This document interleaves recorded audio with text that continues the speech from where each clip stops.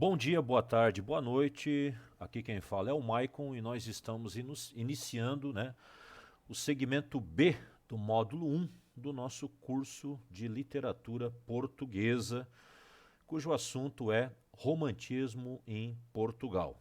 Então, só repetindo aí para vocês se localizarem, Literatura Portuguesa 2, o nosso curso, módulo 1, segmento B, romantismo versus classicismo. Olha só, esse segmento ele vai ter bastante texto, mas é importante vocês acompanharem porque essa diferenciação entre classicismo e romantismo, ela é fundamental para a gente compreender, inclusive a contemporaneidade, porque foi a partir do romantismo que o mundo começou a ficar mais parecido com o que nós vivemos hoje em dia, tá? Então, lendo ali, ó, até o século XVIII, o 1700, a arte sempre esteve voltada para os nobres e seus valores. Quando o burguês conquista poder político, e isso acontece na Revolução Francesa, precisa criar as suas referências artísticas e definir padrões estéticos nos quais se reconheça. É nesse contexto que o movimento romântico surge, provocando uma verdadeira revolução na produção artística. Isso nós vimos no segmento passado, quando a gente falou sobre a Revolução Industrial, a Revolução Francesa, a queda da aristocracia e a ascensão da burguesia. Antes, a arte ela era feita para o nobre, aquele cara que estava lá do lado do rei, que normalmente tinha uma biblioteca no seu castelo, que tinha acesso a uma educação com padrões clássicos, era um público bem pequeno. A partir da ascensão da burguesia, o público cresce vertiginosamente, só que esse público, ele não tem essa formação clássica, muitas vezes ele não tem formação nenhuma, porque o burguês ele é um novo rico, por assim dizer.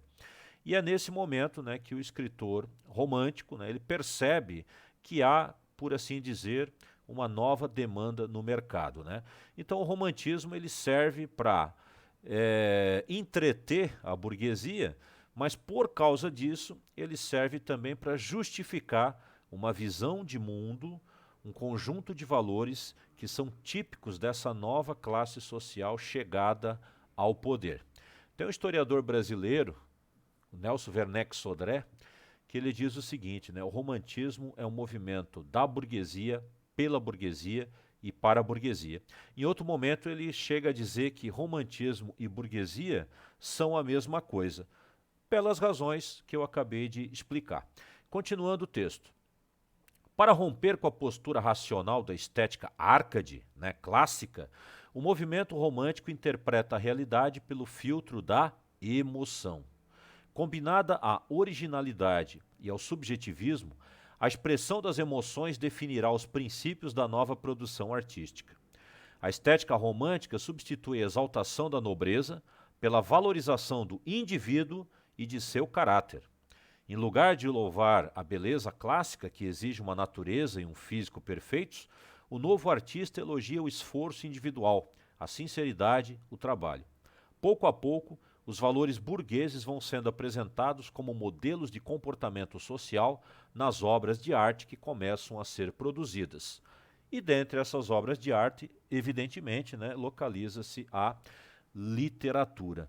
Então, esse momento em que o arcadismo ou o neoclassicismo chega ao fim para dar espaço à nova estética romântica é um ponto de virada fundamental na história da humanidade. Até então, repetindo um pouco, até então a arte ela era extremamente elitista, ela era feita para poucos e esses poucos, de maneira geral, possuíam uma preparação intelectual capaz de fruir da arte clássica. A partir do romantismo, a arte ela começa a se tornar mais abrangente. Ela quer conquistar as novas massas de leitores, no caso da literatura, e por isso ela precisa ser um pouco mais simples. Você que já é professor de literatura no ensino médio, de língua portuguesa, você que vai ser professor de literatura, você vai perceber o seguinte, quando você trabalha com o classicismo, o barroco, o arcadismo, tem bastante coisa legal, tem os estudantes, muitos deles vão se interessar, evidentemente, mas nunca vai ser a mesma coisa do que quando você começa a trabalhar o romantismo. É que rola uma identificação praticamente imediata, né? Como eu falei, é com o romantismo que o mundo começa a ficar parecido com isso que nós estamos vivendo hoje em dia. Continuando nessa comparação entre o classicismo, né, o antigo modo de fazer a literatura, e o romantismo, o novo modo de fazer a literatura ligado à burguesia, nós vamos ver essas diferenciações, né? Primeiro o seguinte, né, o objetivismo contra o subjetivismo. No slide anterior, a palavra indivíduo, individualismo, né, ela estava destacada. Vamos ver ali, ó. Tá aqui, ó, a palavra ó, indivíduo, depois individual, né, a força do caráter individual, subjetivismo, né, tudo isso é muito importante para o romantismo. O classicismo, ele tinha essa, pelo menos essa ilusão, essa tentativa, né, de representar o mundo exterior de um modo mais verossímil, né, de um modo mais coletivo, né, baseado em valores mais universais. O romantismo não, o romantismo ele vai tentar ser mais individual, ele vai se concentrar mais no indivíduo, mais na subjetividade do herói, mais na subjetividade do eu lírico do poema. Então a primeira grande diferença, né, está entre objetivismo ligado ao clássico e subjetivismo ligado ao romantismo. Condicionamento no lado clássico, liberdade no lado romântico. Lendo um pouquinho ali, ó, condicionamento. O poeta segue modelos artísticos já pré-estabelecidos. A lei das 3 unidades do gênero dramático, invocação, proposição e narração da epopeia, formas e temas tradicionais do gênero lírico, uso do maravilhoso pagão e às vezes cristão, concepção do herói como representante dos valores sociais, né, coletivos. Aí temos Aquiles, temos Ulisses, temos Enéas, né, já na literatura latina, romana, temos o Vasco da Gama nos Lusíadas, né, Penélope lá na Odisseia e assim por diante. Então, o classicismo e todas as suas variações, por exemplo, né, o neoclassicismo, o arcadismo, que é o movimento imediatamente anterior ao romantismo, ele se pauta por modelos artísticos que já estão prontos, que já estão estabelecidos. Existem certas regras que devem ser seguidas pelo poeta, pelo dramaturgo, pelo escritor, se ele quiser ser considerado como tal. Já no romantismo, né, essa palavra aqui, ó, liberdade, ela está muito ligada à liberdade formal, a liberdade de escrever, escrever do jeito que eu achar melhor para transmitir os sentimentos, as emoções, a individualidade, a subjetividade. Olha lá, ó, abolição de qualquer norma estética. Isso, assim, tem um pouco de exagero, né? Porque os românticos, eles também escrevem com métrica, eles também escrevem com rimas, só que eles não são tão atenciosos aos aspectos formais quanto as escolas anteriores. Mistura de vários gêneros literários, verso-livrismo, quer dizer, já no romantismo tem o negócio do verso livre, que depois vai se consagrar com o modernismo no século XX. Nova concepção do herói, quer dizer, o homem titânico, rebelde contra tudo e contra todos. Aí nós temos o próprio Satã, né, que é uma personalidade, né, da mitologia cristã, da mitologia bíblica, que vai ser resgatada e até mesmo idolatrada por alguns românticos, não porque eles eram satanistas vulgares, mas porque eles viam na figura de Satã a figura do rebelde por excelência, né? O próprio Caim, da Bíblia também, o Fausto, né, que é recuperado pelo Goethe e popularizado no mundo romântico, Dom Juan, o Conquistador e assim por diante. O ideal do homem fatal, de face pálida, de olhar sem piedade. Esse tipo de personagem a gente vai ver no romantismo de todos os países e com uma frequência que chega até a cansar. A exaltação dos poetas de vida acidentada, amantes infelizes e patriotas exilados, como aconteceu na vida real do Dante Alighieri, do Tasso, do próprio Luís de Camões. Agora, é o seguinte, essa exaltação dos poetas de vida acidentada e infeliz, isso vai ocorrer principalmente no segundo romantismo, no segundo momento do romantismo, né, no ultrarromantismo. Embora isso possa acontecer, nós possamos encontrar isso também em outros momentos. Adiante, razão versus sentimento. Isso aqui é uma espécie de corolário, né, uma espécie de coroamento, né, dessa primeira comparação, né, objetivismo versus subjetivismo. Então, onde nós temos objetivismo, evidentemente, nós vamos ter razão. Onde nós temos subjetivismo, né, obviamente, nós vamos ter sentimento, nós vamos ter emoção.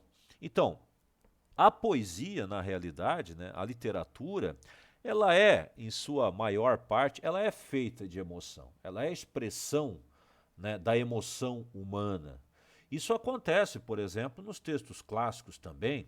Isso acontece lá com o Camões, né, no classicismo do século XVI, na sua poesia lírica, por exemplo.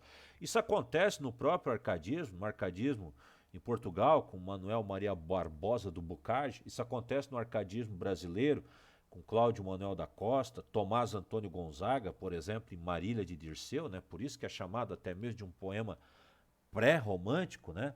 Então, assim, só a diferença. Então, assim, ó, o sentimento, a emoção é própria da poesia. A diferença é que nos períodos ligados ao classicismo, anteriores ao romantismo, portanto, o poeta ele faz uma tentativa de simular a razão. Ele faz pelo menos uma tentativa de buscar a razão.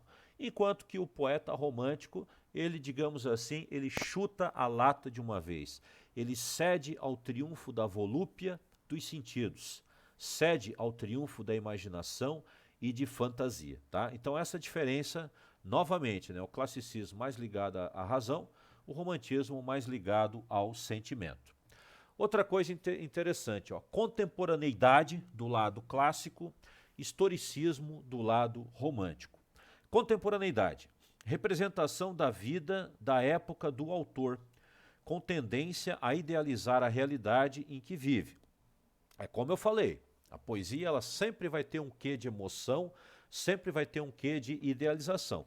A diferença é que o poeta clássico procurava se conter. O recurso à cultura de épocas passadas serve apenas como captação de modelos para as novas realizações estéticas. Por outro lado, no romantismo, né, esse historicismo, ele significa a inadequação do eu interior, né, do eu lírico, com a realidade circunstante, e isso leva o homem romântico a sentir nostalgias, a sentir saudade de algo distante no tempo e no espaço. É por isso que o poeta romântico europeu, o português, ele foge para a Idade Média.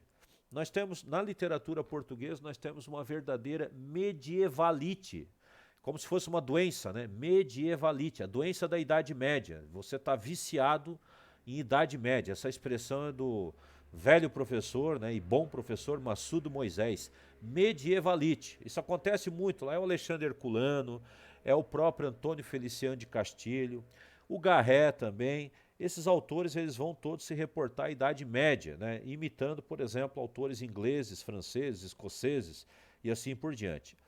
Aqui no Brasil, né, para fazer um paralelo, como nós não tivemos Idade Média, os nossos romancistas e poetas eles vão voltar no tempo, sim, mas vão voltar para o tempo pré-cabralino, antes da descoberta do Brasil, antes da invasão do Brasil, né? Onde eles vão consagrar o herói das matas nativas como nosso grande representante identitário. Além da fuga no tempo, né, no tempo histórico, existe a fuga no tempo da própria vida do indivíduo. Por exemplo, a idealização da infância. Você foge da sua vida adulta, você volta lá para quando você tinha 7, 8, 9 anos, na sua lembrança tudo aquilo é lindo, bonito, maravilhoso, e aí nós temos muitos poemas, muitos textos que tratam disso. Fuga no espaço, principalmente para a natureza. E a natureza aqui, ó, diferentemente do arcadismo, é um elemento da literatura que representa as perturbações interiores do indivíduo, as perturbações interiores do eu lírico. No segmento passado, eu mostrei para vocês, né, a pintura do Turner, aquele navio, né, naufragando no meio das ondas agitadas, né, e as pessoas fugindo desesperadamente nos barquinhos, aquilo ali, ó, é uma representação natural, né, pode ser uma representação natural dos corações humanos, né, que estão no meio de uma tempestade, naquele momento difícil, né, quando nós passamos, né, na nossa vida por momentos difíceis. E tem também a fuga total, né, a fuga extrema, a fuga definitiva, que é o suicídio. Personagens que se suicidam em romances, eulíricos que apresentam um desejo suicida nos poemas, isso é comum de toda a literatura, de toda a história da literatura. A gente vai encontrar isso em qualquer época, mas nessa época nós tivemos uma predominância dessa fuga total. Indo adiante, né, aqui ó, nós tínhamos contemporaneidade e historicismo, agora nós vamos ter otimismo e pessimismo. Só para lembrar um pouquinho, né, do arcadismo, né, o ideal do poeta Árcade, né, era um ideal filosófico, né, um ideal de vida, era conquistar aquilo que a gente chama, ou que eles chamavam, né, de aurea mediocritas, que é um equilíbrio de ouro, né, numa tradução mais direta do latim. É o equilíbrio emocional.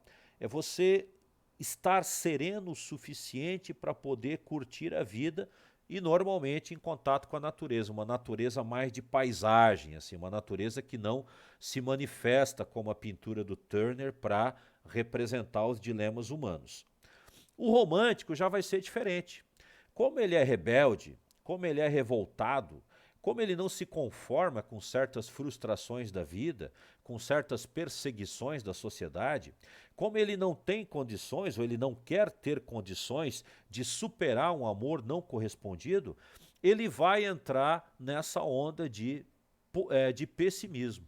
Então, a impossibilidade de realizar o sonho absoluto do eu, né, esse egocentrismo, esse individualismo, gera a melancolia, a busca da solidão, muitas vezes na natureza, o desespero que chega até o suicídio, como nós vimos, que se torna o mal do século, né, o representante maior aí da segunda geração romântica, seja em Portugal, seja no Brasil. A forma estética da expressão do pessimismo é a ironia, que acusa o distanciamento do artista face à incapacidade de superar as contradições da existência. Tá? Isso não quer dizer que não haja autores românticos otimistas, né? Nós vamos encontrar alguns, mas de maneira geral são bem pessimistas, né? E aqueles poetas que, digamos assim, não eram tão bons quanto aqueles que ficaram, né, quanto os clássicos, né? Esses poetas, eles são, você pode até dizer que eles eram chorões, né? Que eles eram até meio chatos, né? Que eles eram assim, digamos assim, tinham um comportamento bastante infantil e bastante mimado, né? Isso vem desse pessimismo romântico. Ó, o que nós já falamos anteriormente, né? O classicismo, ele era feito para a nobreza. Por isso que os heróis, por exemplo, né, das epopeias, das peças de teatro mais antigas, né? Esses heróis, eles eram deuses, semideuses, reis, rainhas, príncipes, nobres, né? Dificilmente você encontrava, né, uma literatura feita com personagens do povão, a não ser as comédias, né? Na tragédia, no drama, você tinha personagens sérios, e personagens sérios eram personagens ligados ao Olimpo ou ligados à nobreza. No caso da burguesia, não. O escritor romântico, ele pensa assim, ó, poxa, o meu romance, quem é que está lendo? Quem é que está lendo os meus romances, né? São, por exemplo, as pessoas mais jovens, são os estudantes, no caso do Brasil, né, os estudantes de direito principalmente, as moças casadoiras, né, as meninas, as adolescentes, né? Então não tem sentido eu escrever um romance falando, por exemplo, de Vênus e seu filho Cupido, né? Não dá, isso pode aparecer como uma metáfora, isso pode aparecer como uma alegoria passageira. Eu vou escrever um romance, né, pensa o autor romântico, eu vou escrever um romance em que a minha heroína ela seja bem parecida com essa moça que vai ler o livro. Tá? Então isso é muito importante, quer dizer, o público muda, mas por isso mesmo mudam também os personagens, mudam também os registros dos sentimentos, mudam os aspectos estilísticos da literatura romântica. Novamente, né, essa comparação, o classicismo ele está mais para o real, enquanto o romantismo está mais para o fantástico. Né? O real do classicismo quer dizer ali, ó, um dos dos princípios fundamentais da estética clássica é a verossimilhança, ou seja, aquilo que você acredita que é real internamente na obra. As ações e os comportamentos dos personagens não aconteceram no plano histórico porque são ficções, mas poderiam acontecer porque são críveis, ou seja, elas não são verdade, mas poderiam ser. No caso do romantismo, o mundo romântico ele transcende, ele ultrapassa o real e se abre muitas vezes para o sobrenatural. É um novo conceito de mímese, né, ou mimese, se você preferir, que se afirma. Além da imitação da realidade exterior ou interior, dá-se a representação daquilo que pode existir apenas no sonho e na imaginação. O que acontece na obra de arte pode ser impossível de acontecer na realidade, pois é fruto de pura fantasia, não pressupondo nenhuma explicação de ordem lógica, religiosa ou mágica. Aqui eu vou dar um exemplo. Os mitos, né? O mito do amor à primeira vista, que ao mesmo tempo é o mito do amor eterno.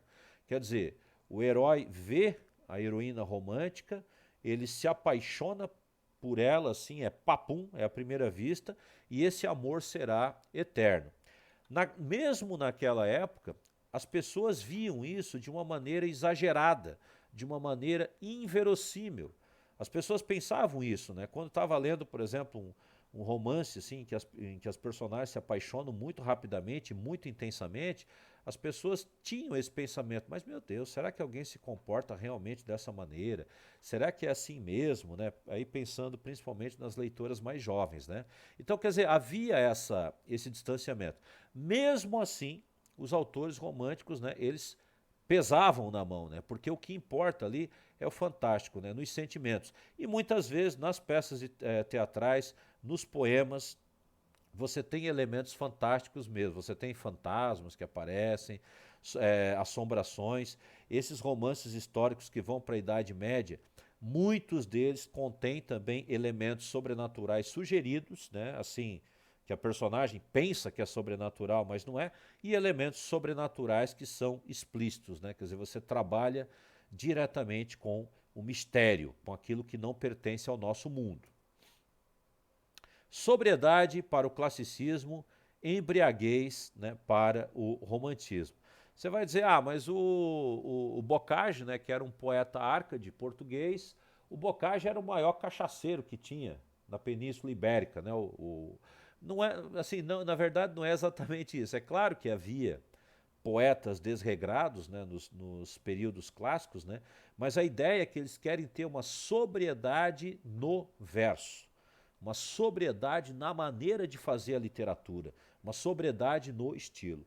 No caso do romantismo, não, essa embriaguez dos sentimentos, esse subjetivismo, esse autocentrismo, né, egocentrismo, leva a uma embriaguez que ela, digamos assim, ela existe na vida real, porque muitos poetas são desregrados, mas ela serve também de inspiração para a literatura.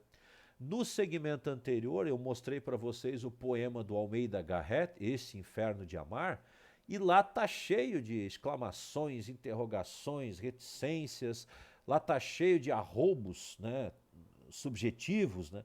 Quer dizer, o poeta ele extravasa o seu sentimento mesmo quando ele quer fazer algum tipo de comparação mais racional. Quer dizer, a embriaguez ela invade a literatura.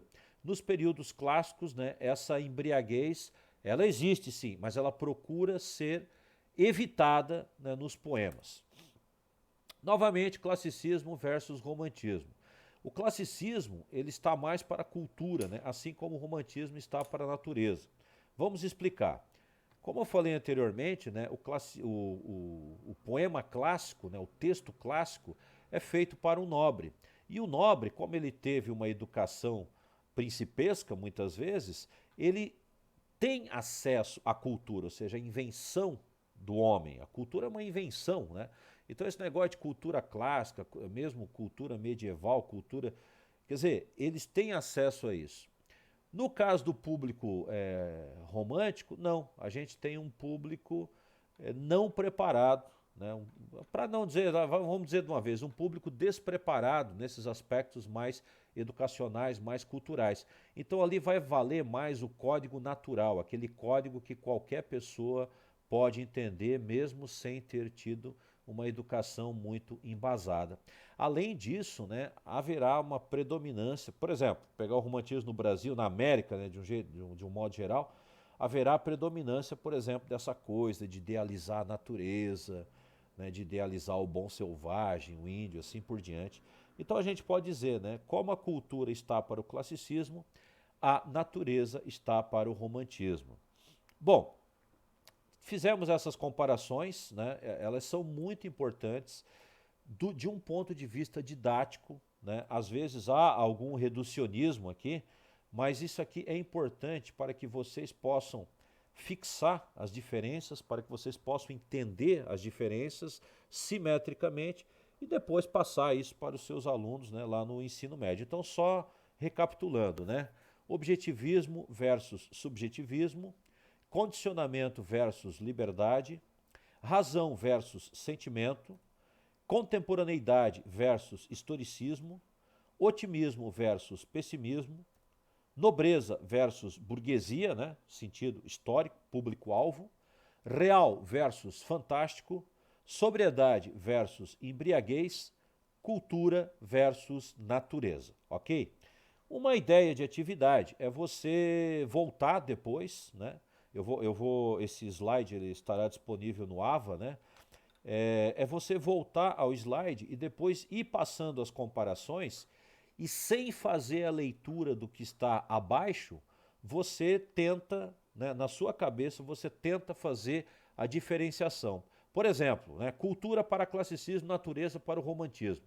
Tente explicar isso para você mesmo. Como você explicaria isso com as suas próprias palavras, sem ler o texto ali embaixo. Se você precisar, leia. Se não precisar, não leia. Isso vai ser importante para você fixar a matéria, tá? Bom, eu quero repisar, eu quero frisar, eu quero enfatizar essa ampliação da leitura que começa a acontecer na Europa no final do século XVIII e ao longo do século XIX, e depois isso vai chegar ao Brasil, também vai chegar à América. Então nós vamos ver, eu vou mostrar aqui através da pintura do período, né, de obras de arte, eu vou mostrar para vocês como que o livro ele se torna um elemento mais presente, mais familiar, principalmente nas mãos de mulheres jovens. As mulheres elas começam a ler nesse período. Essa é outra coisa importante da Revolução Burguesa, da Revolução Romântica. Antes as mulheres não eram alfabetizadas, a não ser em casos, exceções. Agora não. Agora a alfabetização ela passa a fazer parte da educação de uma jovem burguesa. Por quê? Porque agora tem o que ler. Evidentemente elas não podiam ler tudo que elas queriam, né? Essa leitura ela era filtrada. Os próprios romancistas românticos, né, eles sabiam que seriam lidos por moças, né? E aí certas coisas eles não escreviam, então tinha um elemento de autocensura também. As famílias, né, promoviam essa censura, os pais, né, principalmente, os professores, os padres que orientavam as famílias, né? Então as moças, elas liam bastante, é o que a gente pode ver nessa imagem que está na tela, é o que a gente pode ver aqui, né, essas duas figuras femininas, né, talvez, né, elas estão dando uma risadinha, né, talvez elas estejam lendo livros proibidos na época, isso acontecia também. Ó, moças lendo. Ó, uma coisa que acontecia muito era a tal da leitura ouvida. Ó, aqui a gente vê essa figura aqui, ó, com o livro na mão, ela está lendo e as outras três estão ouvindo. Isso era muito comum na época. Até porque, aqui nesse ambiente, nesse cenário, né, provavelmente as quatro eram alfabetizadas. Mas era muito comum você ter, por exemplo, numa casa, numa família, Ou mesmo lá na taverna, né, no bar, você tinha lá 2 ou 3 indivíduos que eram alfabetizados e os outros não eram. Esses indivíduos, eles liam os jornais em voz alta. Nas casas, né, as pessoas liam os capítulos dos romances em voz alta e os familiares acompanhavam aquilo praticamente como uma peça de teatro. O José de Alencar, o nosso escritor romântico, né, ele tem um livrinho chamado Como e Por que Sou Romancista. E nesse livro, que é uma espécie de autobiografia intelectual, ele conta que quando ele tinha lá os seus 10, seus 11 anos, né, ele ocupava, né, aquele espaço central da sala que depois seria ocupado pela televisão, pela telenovela. Ele fazia a leitura dos romances de folhetim e por isso, né, ele conseguia perceber a reação da plateia dele. E mais tarde, né, essas lembranças ajudaram a escrever os seus romances. Ó, mais uma figura, essa é uma figura muito conhecida, né, de moça lendo. Isso aqui você encontra em praticamente todos os manuais de literatura e vai encontrar justamente no capítulo do romantismo. Aqui uma pintura brasileira, também uma moça, vejam, no ambiente natural, mas com o elemento cultural em mãos, né, que é o livro. Essa é outra imagem também, bem conhecida, bem famosa, né? É uma moça sozinha, sentada, concentrada, lendo, né? Provavelmente é um romance romântico que ela está lendo. Essa imagem final aqui eu coloquei, né, mais por conta própria. É uma imagem posterior, né? Também uma mulher lendo, mas é a imagem do Edward Hopper, né, o pintor norte-americano que eu gosto muito. Isso aqui está representando uma mulher dos anos 30, talvez, no final dos anos 20, né? Então, quer dizer, a leitura, ela entrou para o mundo feminino no romantismo. E continua até hoje, né? Se vocês olharem os números do mercado editorial, seja o mercado editorial brasileiro, seja estrangeiro, você vai ver lá que a maior parte dos leitores são leitoras. E principalmente mulheres jovens, né? Mais ou menos ali dos 13 aos 25 anos, né? Que leem avidamente, que leem compulsivamente, né, o romance romântico de hoje, que é o chick literature, né, a literatura feita para moças, né, como se dizia antigamente. Bom, uma coisa que nós já vimos, também estamos frisando, é a exaltação dos sentimentos no romantismo, por todas as razões que nós já discutimos. Aqui é um trecho de um soneto da Elizabeth Browning, né, que foi uma poetisa, uma escritora romântica, né, inglesa. Né? Eu vou ler aqui para vocês. Vejam, esse é um dos sonetos mais famosos, né, do romantismo europeu. Então vejam como a exaltação dos sentimentos, ela pode ser avistada em cada linha do poema. E sem constrangimento, sem vergonha nenhuma. Ela extravasa completamente as suas emoções. Vamos lá. Amo-te em cada dia, hora e segundo, à luz do sol na noite sossegada. E é tão pura paixão de que me inundo, quanto o pudor dos que não pedem nada. Amo-te com o doer das velhas penas, com sorrisos, com lágrimas de prece, e a fé da minha infância ingênua e forte. Amo-te até nas coisas mais pequenas, por toda a vida. E assim Deus o quisesse, ainda mais te amarei depois da morte. Então vejam, é o discurso do apaixonado. Ele não é um discurso racional, ele é um discurso que contém elementos de desespero, né? Te amarei ainda mais depois da morte. Ele é um discurso de uma entrega total, sem constrangimentos, ou seja, sem nenhuma vergonha de expor. Isso acontece, né, em alguns momentos, né, das vidas aí das pessoas, né? Isso acontece, né, esse momento de entrega ou esse momento de desespero, né? A diferença é que o romantismo ele vê isso praticamente o tempo todo. Principalmente, eu repito, principalmente esse romantismo da segunda geração que nós veremos depois. Aqui nós já vimos, né, fuga do presente da realidade. Essa imagem ela é bem ilustrativa, né, também é uma pintura do século XIX que faz referência à Idade Média. Então vocês estão vendo ali, né, o cavaleiro o cavaleiro da armadura brilhante, né, derrotando um inimigo, um vilão, né, o malvadão, e aqui na árvore, né, em defesa, exibindo toda a sua fragilidade aqui, ó, com né, o vestido um pouco rasgado, mas também toda a sua sensualidade, né, digamos assim, a mocinha indefesa, né, amarrada, que está prestes a ser salva pelo seu campeão, pelo seu cavaleiro. Campeão que eu digo era esse, era um cavaleiro que representava uma dama, né, na Idade Média. Paisagem natural, evidentemente, né, aqui atrás você vê o cavalo, né, uma imagem assim muito bonita. É a própria definição do romantismo, essa imagem, né, principalmente esse romantismo mais conhecido, né, o romantismo que nós conhecemos hoje, né, que é a exaltação dos sentimentos, uma total idealização da realidade, né, onde os bons vencem os maus, né, e tudo termina bem no final. Se as coisas não podem terminar bem no final, então nós vamos enlouquecer ou nós vamos nos suicidar. Era mais ou menos assim que pensava um personagem romântico. Mas olha só, nem tudo, né, é emoção amorosa. Existe um outro tipo de emoção que norteia o romantismo em todos os países. Inglaterra, França, Itália, Alemanha, Portugal, Brasil, Estados Unidos, né? Que é o nacionalismo. Quer dizer, o sentimento de pertencimento a um determinado torrão, né? Um determinado local, uma nação. Que diabo de gente que eu sou? Quer dizer, o que eu sou?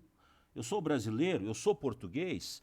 Olha, antes da independência do Brasil, havia uma dúvida, né? As pessoas não batiam no peito, nem de brincadeira.